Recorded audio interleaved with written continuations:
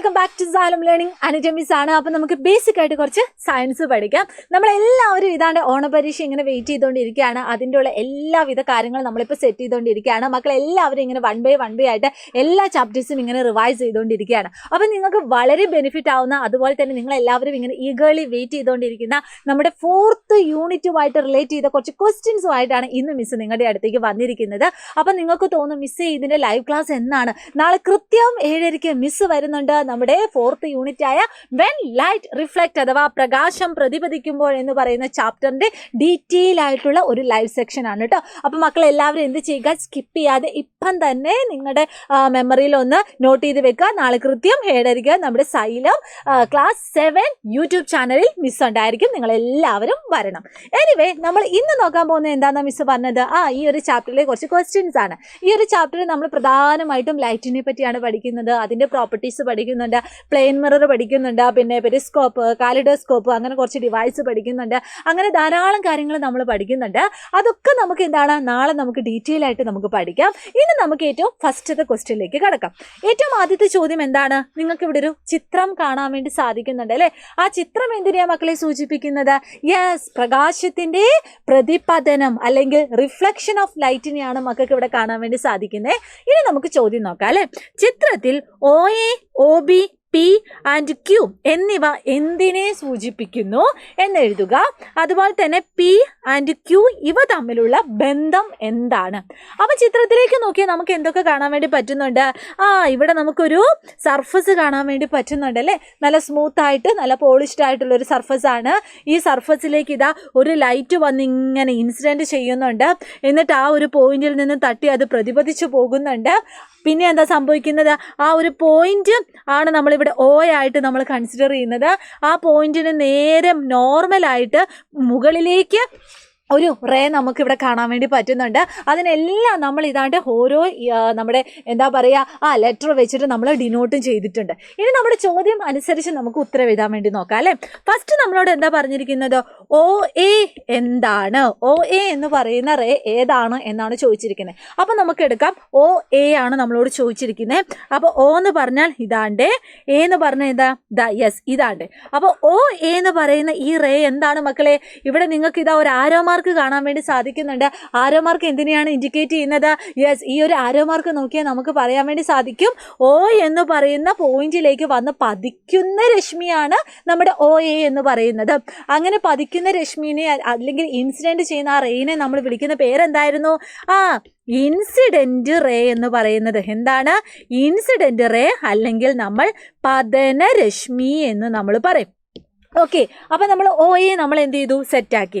ഇനി നമ്മളോട് ചോദിച്ചിരിക്കുന്നത് OB ആണ്. യെസ്, OB ആണ്. അപ്പോൾ ഇതാ OB എന്താണ് എന്ന് നമ്മൾ നോക്കാൻ പോവാണ്.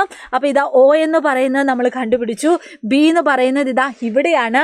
ആ ഒരു ലൈന് നമ്മൾ നോക്കിയാൽ, ആ ഒരു റേ നമുക്ക് നോക്കിയാൽ നമുക്ക് മനസ്സിലാവാം. അതിൻ്റെ ആരോ മാർക്കിൻ്റെ ആ ഒരു ചിഹ്നമൊക്കെ നോക്കിയാൽ മതി.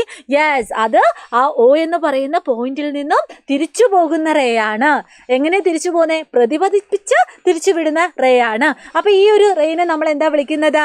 യെസ്, നമ്മുടെ റിഫ്ലക്റ്റഡ് റേ അല്ലെങ്കിൽ പ്രതിപതന രശ്മി. എന്താ പറയുന്നത്? റിഫ്ലക്റ്റഡ് റേ അല്ലെങ്കിൽ പ്രതിപതന രശ്മി.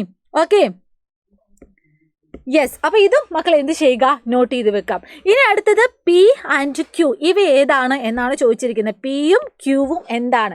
P എന്ന് പറഞ്ഞാൽ എന്താണ്? യെസ്, നമ്മുടെ OAയ്ക്കും അതുപോലെ തന്നെ ONനും ഇടയിലുള്ള ആംഗിൾ ആണ് നമ്മുടെ P എന്ന് പറയുന്നത്. അതുപോലെ തന്നെ Q എന്ന് പറഞ്ഞാൽ എന്താണ്? യെസ്, നമ്മുടെ OBയ്ക്കും അതുപോലെ തന്നെ ONനും ഇടയിലുള്ള ആംഗിൾ ആണ് നമ്മുടെ Q എന്ന് പറയുന്നത്. അപ്പോൾ നമുക്ക് മനസ്സിലായ ആംഗിൾസിനെ പറ്റിയാണ് ഇവിടെ പറയുന്നത്. ഇനി ഏത് ആംഗിൾ ആണ് എന്ന് നമുക്ക് മാത്രം ഒന്ന് ഐഡന്റിഫൈ ചെയ്താൽ മതി. അപ്പം നമുക്ക് ഏതെടുക്കാം? ഫസ്റ്റ് നമ്മുടെ P എടുക്കാം. P എന്ന് പറയുന്ന ആംഗിൾ ആർക്കൊക്കെ ഇടയിലാണ്? യെസ്, പതനരശ്മിക്കും ലംബത്തിനും ഇടയിലാണ്. ഇൻസിഡന്റ് റേക്കും നോർമലിനും ഇടയിലാണ്. അപ്പോൾ ആ ഒരു ആംഗിളിനെ നമ്മൾ എന്താ വിളിക്കുന്നത്? ഇൻസിഡന്റ് ആംഗിൾ എന്നാ വിളിക്കുന്നത്. എന്താണ്? ഇൻസിഡന്റ് ആംഗിൾ അല്ലെങ്കിൽ ആംഗിൾ ഓഫ് ഇൻസിഡൻസ് എന്നും നമ്മൾ പറയുന്നുണ്ട്. പതന കോൺ എന്നാണ് പറയുന്നത്. എന്താണ്? പതന കോൺ. ഓക്കെ, ഇനി നേരെ മറിച്ച് നമ്മൾ ഇതാ ക്യൂ ഉണ്ട്. ക്യൂ എന്ന് പറയുന്നത് ആർക്കൊക്കെ ഇടയിലാണ്? നമ്മുടെ ലംബത്തിനും അതുപോലെ തന്നെ റിഫ്ലക്റ്റഡ് റേക്കും ഇടയിലാണ്. അപ്പോൾ ആ ഒരു ആംഗിളിനെ നമ്മൾ എന്താ വിളിക്കുന്നത്? റിഫ്ലക്റ്റഡ് ആംഗിൾ, അല്ലെങ്കിൽ നമ്മൾ ആംഗിൾ ഓഫ് റിഫ്ലക്ഷൻ എന്ന് നമ്മൾ വിളിക്കുന്നു. എന്താണ്? ആംഗിൾ ഓഫ് റിഫ്ലക്ഷൻ എന്ന് വിളിക്കുന്നു, അല്ലെങ്കിൽ പ്രതിപതന കോൺ എന്ന് വിളിക്കുന്നു. ആംഗിൾ ഓഫ് റിഫ്ലക്ഷൻ അല്ലെങ്കിൽ പ്രതിപതന കോൺ. ഓക്കെ അല്ലേടാ? യെസ്. അപ്പം നമ്മളിതാ നമ്മുടെ ഈ റിഫ്ലക്ഷൻ എന്ന് പറയുന്ന ആ ഒരു കാര്യം നമുക്ക് സ്മൂത്തായിട്ട് കംപ്ലീറ്റ് ആയിട്ട് മനസ്സിലായ ഈ ചോദ്യത്തിന് നമുക്ക് ഈസി ആയിട്ട് എഴുതാൻ വേണ്ടി പറ്റും. നിങ്ങൾ റിഫ്ലക്ഷൻ പഠിക്കുന്ന കേസിൽ അവിടെ 3 റേ ഉണ്ട്. ഏതൊക്കെയാണ്? Incident ray, reflector ray, normal, അതായത് പതനരശ്മി, പ്രതിപതന രശ്മി, ലംബം. അവിടെ 2 ആംഗിൾ ഉണ്ട്. അതാണ് നമ്മുടെ ആംഗിൾ ഓഫ് ഇൻസിഡൻസും ആംഗിൾ ഓഫ് റിഫ്ലക്ഷനും, അതായത് നമ്മുടെ പതനകോണും പ്രതിപതന കോണും. ഇതിൻ്റെ കൂടെ തന്നെ നിങ്ങൾ ലോ ഓഫ് റിഫ്ലക്ഷനും കൂടി പഠിക്കുക കേട്ടോ. പ്രതിപതന നിയമങ്ങൾ പഠിക്കുക. അതും നിങ്ങൾ എന്ത് ചെയ്യുക? ഡീറ്റെയിൽ ആയിട്ട് പഠിക്കുക കേട്ടോ. ഇനി അടുത്ത ചോദ്യം എന്താണ്? പിയും ക്യൂവും ഇവ തമ്മിലുള്ള ബന്ധം എന്താണ് എന്നാണ് ചോദിച്ചിരിക്കുന്നത്. പി എന്ന് പറയുന്ന ആ ഒരു ആംഗിൾ ഓഫ് ഇൻസിഡൻറ്റ്, ക്യൂ എന്ന് പറയുന്നത് ആംഗിൾ ഓഫ് റിഫ്ലക്ഷൻ, അതായത് പതന കോണും പ്രതിപതന കോണും തമ്മിലുള്ള ബന്ധം എന്താണ്? അവ രണ്ടും എന്താണ്? ഈക്വൽ ആണ്. അവ രണ്ടും എന്താണ്? സെയിം ആണ്. അതായത് 30 ഡിഗ്രിയാണ് നമ്മുടെ ആംഗിൾ ഓഫ് ഇൻസിഡൻസ് എങ്കിൽ അതേ 30 ഡിഗ്രി തന്നെയാണ് നമ്മുടെ റിഫ്ലക്റ്റർ റേ പോകുന്നത്. അതായത് ആംഗിൾ ഓഫ് റിഫ്ലക്ഷൻ എന്ന് പറയുന്നതും 30 ഡിഗ്രിയാണ്. രണ്ടും ഈക്വൽ ആണ്, രണ്ടും സെയിം ആംഗിൾ ആണ് എന്ന് മക്കൾ എന്ത് ചെയ്യുക? നോട്ട് ചെയ്ത് വെക്കുക കേട്ടോ. ഇനി അടുത്ത ചോദ്യം എന്താണ് മക്കളെ? യെസ്, ഇവിടെ നിങ്ങൾക്ക് 2 ഫിഗർ കാണാൻ വേണ്ടി പറ്റുന്നുണ്ട്. ചോദ്യം ഇതാണ്: incident rays are drawn in the figure. Draw the reflected ray and write the measurement of that angle. Okay, ചിത്രത്തിൽ പതനരശ്മികൾ ഇവിടെ വരച്ചിട്ടുണ്ട്. പ്രതിപതന രശ്മികൾ വരച്ചു ചേർത്ത് കോണളവ് എഴുതാനാണ് പറഞ്ഞിരിക്കുന്നത്. അപ്പം നമുക്ക് നോക്കിയാലോ? നമുക്ക് എന്തൊക്കെ കാണാൻ വേണ്ടി പറ്റുന്നുണ്ട്? നമുക്ക് ആദ്യം 2 ഫിഗറിന് നമുക്ക് 2 പേര് കൊടുക്കാം. ഇത് എ ആണ്, അതുപോലെ തന്നെ ഇത് ബി ആണ്. ഇനി നമ്മൾ നോക്കുവാണ്, എ എന്ന് പറയുന്ന ആ ഒരു ചിത്രം നോക്കിയാൽ യെസ്, ഇതാണ് നമ്മുടെ പോയിന്റ്. ഈ 2 പോയിന്റിലേക്കാണ് നമ്മുടെ ലൈറ്റ് റേ വന്ന് പതിക്കുന്നത്. അപ്പോൾ ഇവിടെ നമുക്ക് ഇതാണ്ട് ഇങ്ങനെ, അതായത് 10 ഡിഗ്രി ആ ഒരു ആംഗിൾ ഓഫ് ഇൻസിഡൻസ് നമുക്കിവിടെ കാണാൻ വേണ്ടി പറ്റും അല്ലേ? ആ ഒരു 10 ഡിഗ്രിയിൽ ഒരു ലൈറ്റ് വന്ന് നമ്മുടെ ആ ഒരു സർഫസിൽ ഒരു പോയിന്റിൽ വന്ന് പതിക്കുന്നു. എന്നിട്ട് അവിടെ ഉണ്ടാകുന്ന റിഫ്ലക്റ്റർ റേ നമുക്ക് വരയ്ക്കണം. യെസ് മിസ്, ഇതാ റിഫ്ലക്റ്റർ റേ വരച്ചു. അതിൻ്റെ കൂടെ തന്നെ നമ്മളോട് പറഞ്ഞിരിക്കുന്നത് എന്താണ്? ആംഗിൾ എത്രയാണെന്നാണ് ചോദിച്ചിരിക്കുന്നത്. നമുക്കറിയുന്ന കേസാണ്.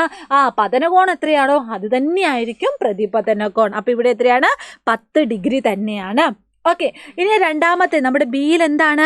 യെസ്, ഇവിടെ ഇതാ 15 ഡിഗ്രി കോണളവിൽ നമ്മുടെ ലൈറ്റ് വന്ന് ഇൻസിഡൻറ്റ് ചെയ്യുന്നുണ്ട്.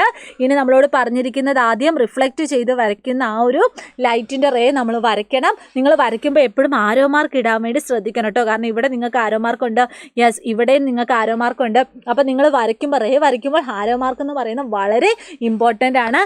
ഇനി അവർ തമ്മിലുള്ള ആംഗിൾ എത്രയായിരിക്കും? യെസ്, 15 ഡിഗ്രി തന്നെയായിരിക്കും. നമ്മുടെ പതനകോണും പ്രതിപതന കോണും തുല്യമാണ് എന്ന കോൺസെപ്റ്റ് ഉണ്ടെങ്കിൽ നിങ്ങൾക്കിത് ഈസി ആയിട്ട് ഉത്തരം എഴുതാൻ വേണ്ടി പറ്റും. ഇനി ലോ എന്താണെന്ന് ചോദിച്ചാൽ നിങ്ങൾ പറയുക. ലോ എന്ന് പറയുന്നത് 2 എണ്ണം ഉണ്ട്.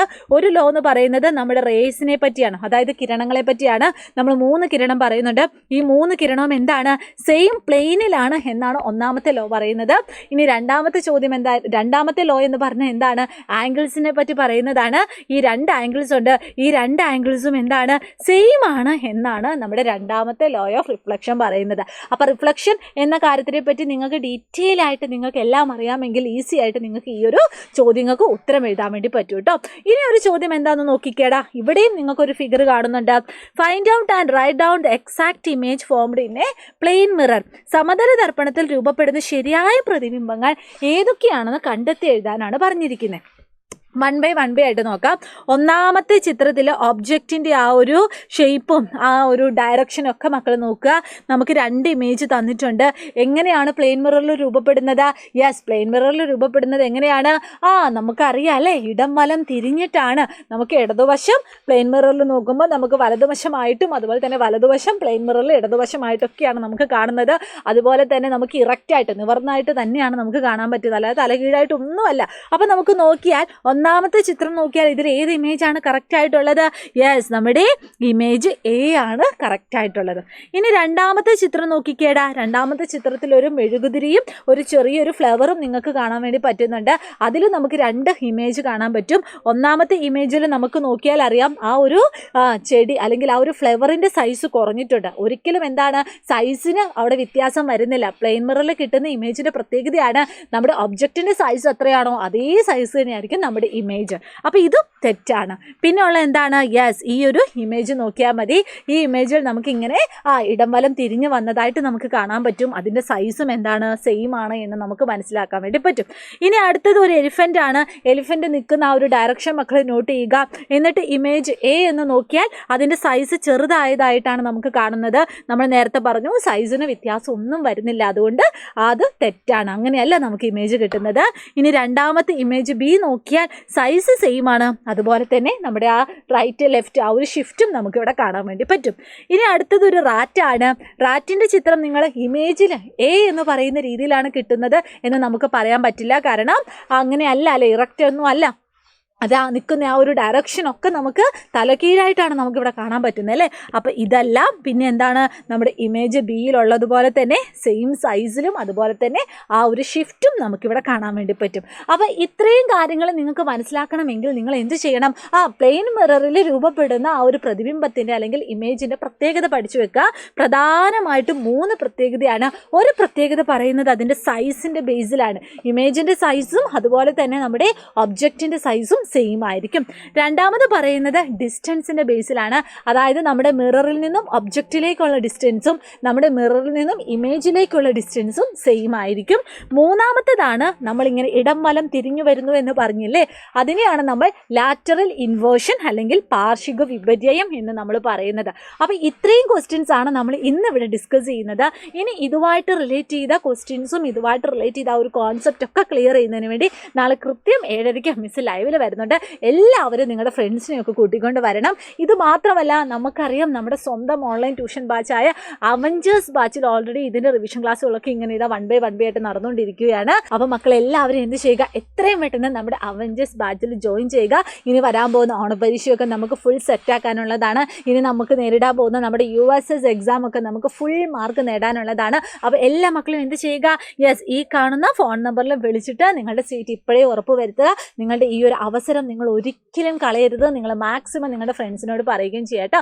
അപ്പോൾ നമുക്ക് എന്താണ്, നമുക്ക് ഇന്നത്തെ ഈ ഒരു ക്ലാസ് നമുക്കിവിടെ വൈൻഡ് അപ്പ് ചെയ്യാം. എല്ലാ മക്കളും അടിപൊളിയായിട്ട് പഠിക്കുക. പഠിച്ച കാര്യങ്ങൾ ഒന്നും കൂടി ഒന്ന് റിവൈസ് ചെയ്യുക. All the very best and thank you so much. Bye bye.